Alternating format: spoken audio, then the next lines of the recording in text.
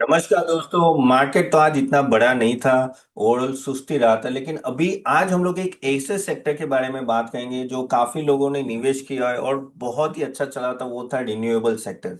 अगर हम लोग रिन्यूएबल सेक्टर की बात करें, ओवर द टाइम नो एक अच्छा रिटर्न दिया था पहले, फिर वापस सुस्त हो गया और वापस अभी कुछ 15 दिन या एक महीने से ना रिकवरी आ रही है। मैं बात करता हूँ वारी एनर्जीज, फिर प्रीमियर एनर्जीज, हम लोग सुजलॉन की बात करें, देन आइनॉक्स विंड, वारी रिन्यूएबल्स, अदानी ग्रीन, इन सब में अच्छा खासा मूवमेंट दिख रहा है। तो यहाँ से क्या करना चाहिए आपको, क्या इस पे लेना चाहिए और कौन से सेगमेंट में इन्वेस्ट करने बात करेंगे डिटेल में। और आगे जाने से पहले हमारे जो भी पोर्टफोलियो बिल्डर के मेंबर है गाइस, हमारे कुछ आपको रिकमेंडेशन ये वीक में मिलेंगे तो जरूर देखना। और आप लोग भी अगर हमारा सेशन अटेंड करना चाहते हो तो लिंक दी है। नेक्स्ट सेशन जो अटेंड जहाँ हम लोग बात करेंगे किस तरह से आपको इन्वेस्टमेंट करना चाहिए इस तेजी भरे मार्केट में और क्या क्या चीजें ध्यान रखनी चाहिए। चलिए बात करते हैं। हाँ, कमेंट बॉक्स में लिंक दी गई होगी। चलिए बात करते हैं कि किस तरह से रिन्यूएबल सेक्टर में इन्वेस्ट करना और क्या लग रहा है इसको। तो अगर स्कोप की बात करें, देखो रिन्यूएबल सेक्टर पे ऑफ कोर्स गवर्नमेंट का फोकस तो है, आपको भी पता है कि ऑलमोस्ट 500 गीगावाट का प्लान है यहाँ से। ओके, अब 500 गीगावाट का प्लान है और अभी अपना कैपेसिटी कितनी है?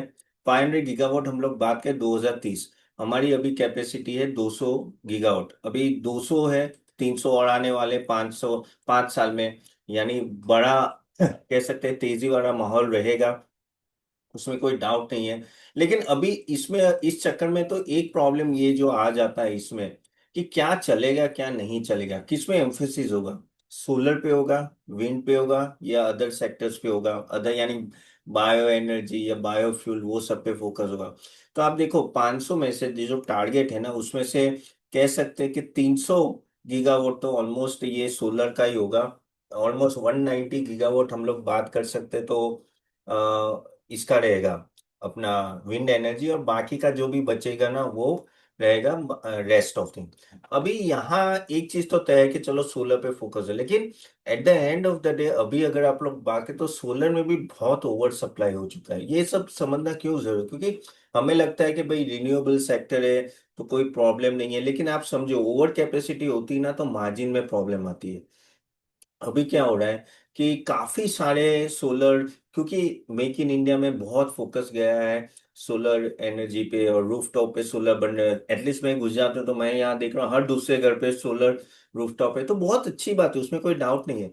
लेकिन इसमें क्या होता है कि जब आपकी ओवर सप्लाई हो जाए तो वो भी प्रॉब्लम होती है। तो यहाँ छोटी छोटी इंडस्ट्री आ गई है सोलर पैनल्स बनाने में एंड ऑल दैट। अगर हम लोग ग्लोबली भी देखें ना, ग्लोबली हम लोग को लगता है कि भाई इतने चालू हो गए, लेकिन हमारा पता है शेयर कितना है? 1.9%।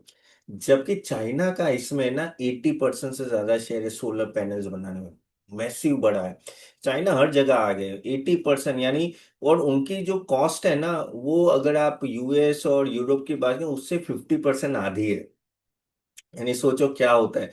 अभी क्या हुआ है कि जो यूएस ने जो टैरिफ लगाया अभी तो 30% है, लेकिन उसके वजह से उनके सोलर पैनल वहां तो बिकेंगे नहीं, तो वो डंपिंग करे बाकी सब कंट्रीज में। तो इंडिया की गवर्नमेंट ने वो तो रोक दिया है कि भाई हाँ, एंटी डंपिंग ड्यूटी की वजह से। लेकिन ओवरऑल भी अगर आप देखो ना तो बहुत बड़ा शेयर उनका है। तो उनके पास तो जबरदस्त इन्वेस्टमेंट किया, उनका फोकस भी हो रहा है। अगर हम लोग वीट एनर्जी में भी बात करें तो चाइना 50% ग्लोबली शेयर हैंडल करता है। सोचो कहाँ वो चाइना और कहाँ हम लोग अभी भी बहुत ही पीछे हैं। ओके, तो 50% शेयर है, इवन विंड एनर्जी में 80% शेयर है सोलर पैनल्स बनाने में। इसलिए वो तो जायंट है। अभी जब हम लोग बात करें तो यहाँ हमारा स्कोप क्या है? तो हमारा स्कोप तो देखो डोमेस्टिक मार्केट तो कैसे ने प्रोटेक्टेड है, क्योंकि गवर्नमेंट एंटी ड्यूटी ड्यूटी लगाती है, सब चाइना इम्पोर्ट से ऑन दैट। अभी यहाँ जो है, यहाँ कुछ कंपनीज हम लोग पहले एक काम करते हैं, पहले सोलर पैनल जो बनाते हैं उनकी बात करते हैं। तो ये वाड़ी एनर्जीज हो गया, फिर अपना प्रीमियर एनर्जीज हो गया, वो पैनल बनाते हैं। मैं दो बड़े की बात, और भी काफी सारे हैं, मैं जस्ट एग्जाम्पल की तरह बताऊँ, इसमें कोई रिकमेंडेशन मत समझना हमारे जो रिकमेंडेशन है वो पोर्टफोलियो बिल्डर में ऑलरेडी दिए गए इसके लिए। लेकिन इसको में अभी आप थोड़ा, मैं आपको समझा रहा हूँ, वो समझिए पहले।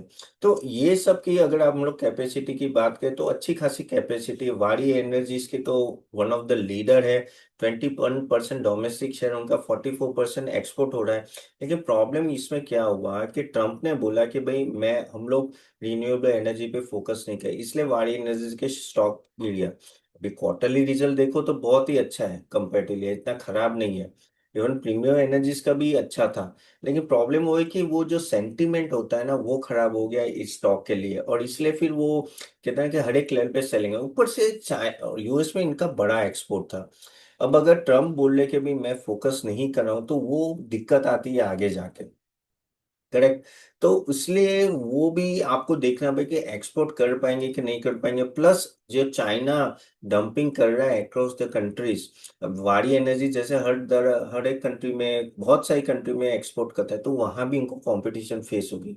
तो यहाँ ये ओवर सप्लाई का एक हैंगओवर बड़ा है। अदरवाइज इनकी कैपेसिटी बेस जैसे मैं बोला कि बहुत अच्छा होल्ड है compare to Premier Energy. Premier Energies भी अच्छी कंपनी है, उसमें कोई डाउट नहीं है। तो दोनों में, लेकिन सोलर पैनल में अभी क्या है कि छोटे छोटे प्लेयर्स भी बहुत आगे, तो वहां एक कंपटीशन है ये। अब हम लोग दूसरे स्टॉक की अगर हम लोग बात दूसरे सेगमेंट की बात करें तो वो है कि ईपीसी कॉन्ट्रैक्ट, जैसे वाड़ी रिन्यूएबल्स है, अदानी ग्रीन, वहां भी ये लोग काफी बड़े होते जा रहे हैं। अगर हम लोग वाड़ी रिन्यूएबल्स की भी बात करें ना, ऑलमोस्ट आई थिंक 175 गीगावाट और 125 गीगावाट का और एक, नॉट गीगावाट सॉरी, मेगावाट की कैपेसिटी और आ रही है। और वाड़ी रिन्यूएबल्स बहुत अच्छा काम कर रही है ओवरऑल। लेकिन प्रॉब्लम वो ये थी कि वैल्यूएशन आई, जबकि अदानी ग्रीन का तो बहुत ही बड़ा प्रोजेक्ट है। आपको पता होगा खाड़वा वर्ल्ड का नंबर 1 सोलर सिटी है, पूरी पूरी सिटी उन्होंने सोलर से लगा दी है। 30 गीगावाट का। आप सोचो बिजली वहां से आएगी तो बिजली कैसे गिरेगी एक्रॉस के भाव गिर जाएंगे, इतना है। तो वो चालू हो गया है ऑलरेडी, उन लोगों ने सप्लाई करना चालू कर दिया है। तो वहाँ Adani green is massive massive investment है, इसलिए वो अदानी ग्रीन के भाव ऐसे गए थे। अदानी का विजन ही उस तरह से कि भाई हमें इस लेवल पे जाना है। तो वहां भी अच्छी खासी कैपेसिटी ऑलरेडी है। काम भी अच्छा कर रहे हैं, लेकिन वही है, वैल्यूएशन सर चढ़ के बोल रहे हैं अदानी ग्रीन के अभी भी। I think if I am not wrong 90 के पीई पे है। कम तो पी नहीं, एक समय पे 200 के पीई पे था वो स्टॉक। तो ऑलरेडी अभी है, एक्सपेंसिव ही है। अभी हम लोग तीसरे सेगमेंट में जाते हैं, वो है विंड एनर्जी। जैसे मैंने बोला 300 गीगावाट 2030 में रिन्यूएबल्स होगा, तो 190 गीगावाट कुछ विंड में होगा। विंड में बहुत बड़ा स्कोप है, जिसमें चाइना का भी 50% शेयर है। लेकिन वही एंटी डंपिंग की वजह से बचे हैं। लेकिन यहाँ सुजलॉन और आइनॉक्स विंड बहुत अच्छा काम कर रहे हैं। सुजलॉन की बात करें तो 5 गीगावाट का ऑलरेडी उनके ऑलरेडी प्रोजेक्ट्स है। ओके। और अगर हम लोग इवन आइनॉक्स विंड की बात करें तो 3.2 गीगावाट के ऑलरेडी प्रोजेक्ट्स। और वो क्या होता है, सुजलॉन जैसे एंड टू एंड करता है। यानी आपको टरबाइन बना के देगा, इंस्टॉल करेगा, और फिर वो कहते हैं ना कि जब कोई सर्विसिंग होता है तो तब भी वो आके आपको हेल्प कर देंगे। तो वो एंड टू एंड क्लाइंट को हेल्प करता है, तो वो एक अच्छा रहता है, क्योंकि एंड टू एंड होता है ना तो क्लाइंट आपके साथ रहता है, क्योंकि सर्विसिंग रेगुलर मेंटेनेंस भी आपको चाहिए। तो वहाँ कह सकते हैं कि सुजलॉन ने बहुत अच्छा किया। आइनॉक्स भी वही राह पे जा रहा है। तो भी अगर आप बोलो कंप्लीट ईपीसी प्लेयर मान लो या प्रोजेक्ट मैनेजमेंट से लेकर सब कुछ, I think Suzlon is number 1। और सुजलोन की काबिल तारीफ है यार, जिस तरह से उन्होंने रिकवर किया। 2 रुपए का शेयर था, आज देखो कहाँ 67 68 पे खड़ा रह गया है। और जबरदस्त रिकवरी, प्रॉफिटेबिलिटी है। और आगे जाके विंड एनर्जी पे फोकस भी होगा। अभी कुछ उनका स्टेक सेल हो रहा है, इसलिए थोड़ा नीचे आ रहा है। लेकिन इवन आइनोक्स विंड का भी अगर आप प्रॉफिटेबिलिटी देखो तो बहुत अच्छा है। I think last quarterly result भी अच्छा खासा प्रॉफिट ग्रोथ हुआ था।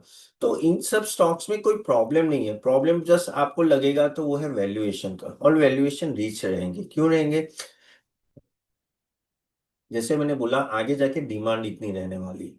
तो ऐसे इन्वेस्टर करना क्या चाहिए? देखो, आपको ये देखना है कि कहाँ ज्यादा कंपटीशन है और कहाँ जहाँ ज्यादा सेफ है।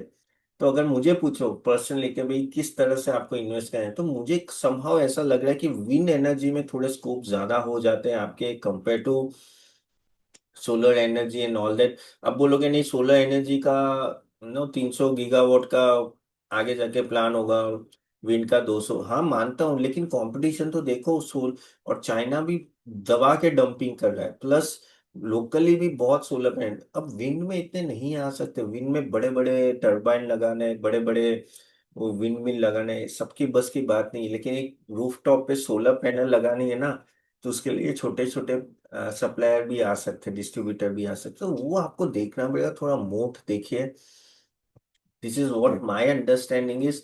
तो मुझे थोड़ा, अगर आप बोलो सेफ्टी मुझे वहां दिखता है, तो आप बोलोगे व्हाट अबाउट एनर्जी, यानी power distributor and all that, यानी पावर जनरेटर, जैसे अदानी ग्रीन हो गया, रिन्यूएबल, इवन वारी रिन्यूएबल्स, तो वो भी अच्छे हैं, ऐसा ना नहीं बोल रहा हूँ, लेकिन अभी देखना पड़ेगा कि किस वैल्यूएशन पे मिल रहा है, क्योंकि valuation is far far more important then आप बोलो कि बस अच्छा लग रहा है इन्वेस्ट कर दे। क्योंकि at the end of the, आप अदानी ग्रीन में कुछ महीने पहले अगर इन्वेस्ट किए होते, या सॉरी कुछ महीने पहले क्या 2 साल पहले इन्वेस्ट किया होता, तो कहाँ था वो ना, अभी कहाँ नीचे आ गया है, तो 2 नहीं 3 साल पहले, अभी भी अपना टॉप नहीं टच किया है। तो आपको यहाँ थोड़ा केयरफुल रहना है कि भाई किस लेवल पे आप इन्वेस्ट कर रहे हो। एंड जैसे तो मुझे तो भी, अगर आप बोलो तो मुझे विंड में अच्छे लग रहे, विंड ये के स्टॉक्स थोड़े अच्छे लग रहे हैं। ऑफ कोर्स इसको कोई रिकमेंडेशन मत समझना, I am just showing you the comparison. By the way, आपके कोई भी क्वेश्चन है प्लीज कमेंट बॉक्स से जरूर डालें, next time I try to take it, या तो मैं आंसर दे ही देता हूँ। और ये वीडियो में थोड़े शॉर्ट इसलिए लग रहा हूँ ना कि आप पूरा सुन लो, और no you will able to grasp the idea, that is the more important. But I think ये सेक्टर को इग्नोर नहीं करना है, सेक्टर अच्छा है, आगे जाके चलेगा भी सही, बस आपको इग्नोर नहीं करना और सही जगह पे इन्वेस्ट करना है, वो बहुत ही इंपॉर्टेंट है। अदरवाइज क्या होता है कि ना, वैल्यूएशन में हम लोग हाई में गए फिर फंस जाते हैं। तो आप अपने क्वेश्चन डाले, होप आपको ये वीडियो अच्छा लगा, तो do like it and share it. और हमारा नेक्स्ट सेशन कल शाम को है, 8 से 10, तो जरूर अटेंड कीजिएगा, उसमें हम लोग और डिटेल में बात करेंगे। और अगर आपको कैप्चर करना है मुझे, तो ईटी नाउ में मैं कल 2 से 3:30 बजे हूँ लाइव, तो जरूर अटेंड कीजिएगा, ठीक है। चलिए, thank you very much, see you then, bye bye.